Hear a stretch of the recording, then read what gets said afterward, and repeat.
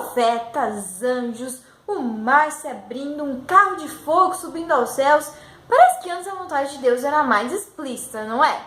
Mas e hoje? Como conhecer a vontade de Deus? Vem comigo para você saber.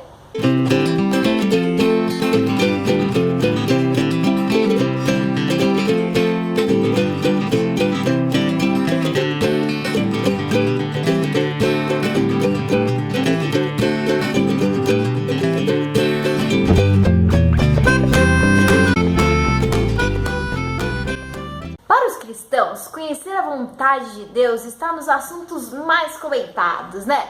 Mas será que a vontade de Deus é assim tão misteriosa? Para te provar que não, decidi juntar 7 dicas para você conhecer a vontade de Deus para a sua vida. A primeira dica é: deixe sua vontade de lado. Como assim, Bruna? Vou deixar a vontade de lado? Isso não significa que você não vai ter uma preferência sobre o assunto, mas quer dizer que você confia na vontade de Deus. Afinal, Ele entende muito mais do mundo do que a gente, não é mesmo?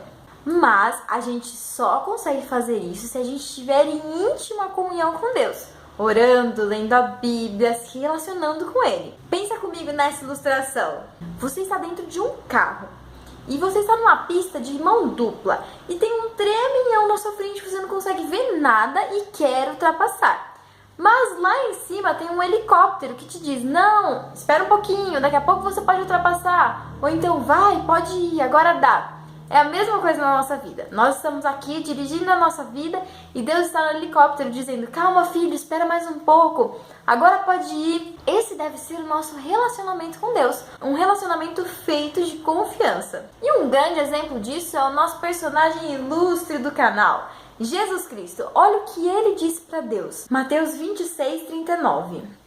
Indo um pouco mais adiante, prostrou-se com o rosto em terra e orou: meu Pai, se for possível, afasta de mim este cálice. Contudo, não seja como eu quero, mas sim como tu queres. Você percebe aqui que Jesus deixou a sua preferência clara para Deus? Ele falou: se for possível, afasta de mim o cálice.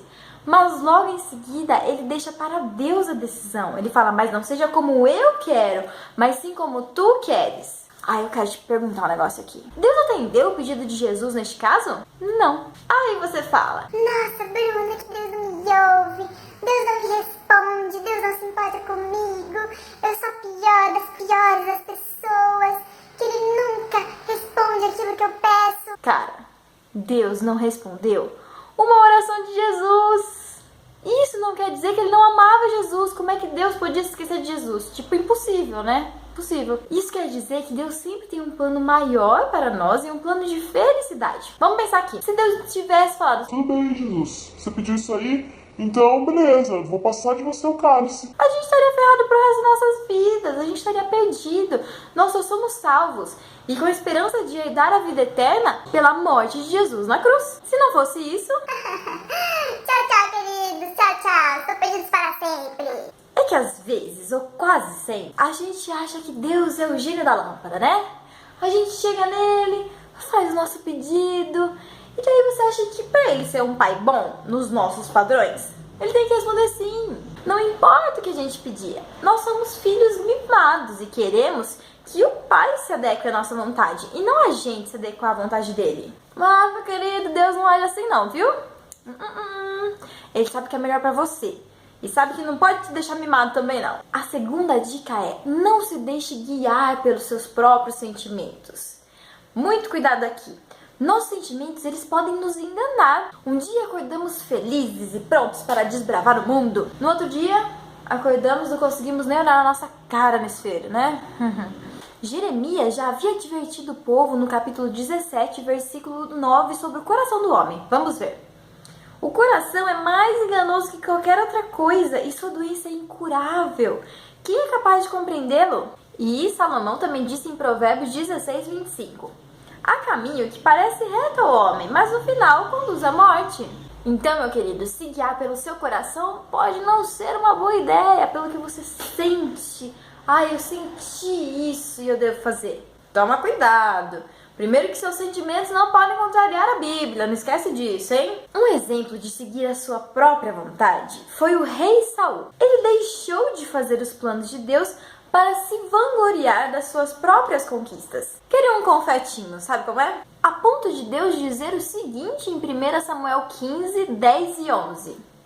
Então o Senhor falou a Samuel: arrependo-me de ter posto Saul como rei, pois ele me abandonou e não seguiu as minhas instruções.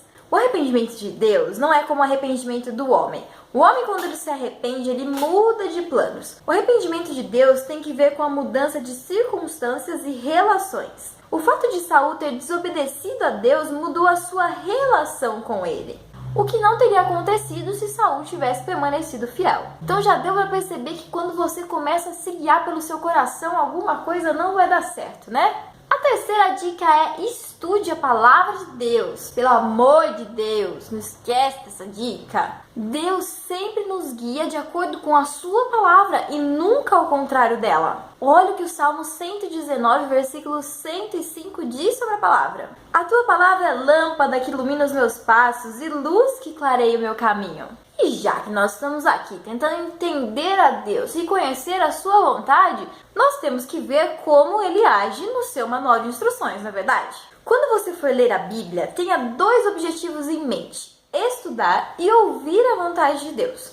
Se você começar a ler a Bíblia desde Gênesis, lá no primeiro livro, talvez você possa ficar um pouco cansado quando chegar às genealogias gigantescas. Mas essas são as partes da Bíblia que são para o estudo e não para a meditação. Ah, Bruna, mas por que eu tenho que estudar isso? Por exemplo, se você ler a história de Israel, você vê que Raabe, uma prostituta, ajudou a esconder os israelitas de sua casa. E ainda você lê sobre a história de Ruth, que mesmo não sendo uma israelita, queria seguir o Deus de Israel. E então, quando vemos na genealogia de Jesus, essas 2 mulheres humildes estão presentes lá. E aqui podemos tirar uma grande lição, que não importa o que você fez, ou o que você tem feito, ou quem você já foi, Deus ele pode te usar poderosamente se você permitir. Já para ouvir a vontade de Deus, nós devemos ler, ouvir, meditar na sua palavra e nas suas verdades que ele já revelou para todas as pessoas contidas no seu manual. É bom você lembrar que Deus não vai revelar unicamente para você aquilo que ele já revelou para todas as pessoas na Bíblia. Quando nós lemos a Bíblia, nós crescemos em sabedoria, o que é essencial para a nossa tomada de decisões. Assim como diz Provérbios 3:13. Como é feliz o homem que acha sabedoria, o homem que obtém entendimento. E mais em Provérbios 1:7. O temor do Senhor é o princípio da sabedoria, mas os insensatos desprezam a sabedoria e a disciplina. Se você fizer da leitura da Bíblia um hábito, a sua vida vai ser transformada. Experimenta, depois me conta. Bom, queridos, por hoje é só. Eu dei 3 dicas das 7 que ainda temos, mas para o vídeo não ficar muito longo, você sabe que eu falo demais. No próximo vídeo nós vamos falar as outras dicas para conhecer a vontade de Deus, tudo bem? Comenta aqui o que você achou, dá um joinha para saber que você curtiu, se inscreve no canal no botãozinho vermelho e compartilha com os amigos. E nós nos vemos no próximo De Frente com a Vontade Divina. Até lá!